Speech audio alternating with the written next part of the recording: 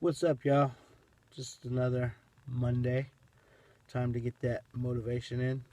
This week, we're going to be speaking about who am I and our identities, not just in ourselves, but in Christ as well. This week, I've been reading a lot in the book of Genesis and studying, and it came to me that Moses asked God, "Who are you?" And God just simply answered, "I am." And later, even in the New Testament, they asked Christ if he is the Messiah, and his simple answer was, "I am." And that's because God is our everything. He is our source, our life, our love. He is our comforter when we need him to be. He is our strength when we are weak. He is our hope when we are hopeless. When we make God our number one priority in our lives, God will be just what we need him to be in that moment. And I just want to share personally some stuff that I've overcome. When I was a kid, I overcame a lot. I did not grow up with my parents. In fact, I was taken away from my parents at a very young age. And I went into different foster homes, foster cares. And from about the age of 3 till I was 8, I bounced around from home to home. I had some family that tried to help for a couple of years, and they couldn't.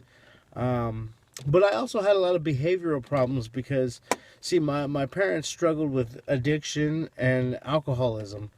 And so as a result, I was born under the influence of narcotics. And I had a lot of behavioral problems and a lot of things. And so already I had this against me that, hey, you're already a drug addict. You were born that way. You were born to be worthless. People just pass you around. And that's not to say there weren't great people in my life, because there were some very loving and great, wonderful people in my life who looked out for my well-being. And I don't want to take that from them. But what I want to share with you is I had to overcome that myself. I had to overcome those feelings of abandonment. I had to overcome the thoughts of worthlessness and stuff like that. But I couldn't do it myself. I needed to rely on God to do it. For 33 years of my life, I chased making myself an image of who I thought I wanted the world to see me to be, because the image I had inside of my heart, I didn't believe I could be anything more than what I was, or what I was called, or what I believed people, because when you get called something again and again and again, worthless, waste, drug addict, sinner, you begin to believe it, and you put on a mask and you masquerade, and you chase fool's gold. And on the inside, you're dying. Your soul, your spirit is just spiritually, you're dead. Fleshly, you're booming. You think you're good and all that, and you wear this smile on the outside, but on the inside, you're hurting. Hey, you don't have to live like that. You can be better than that,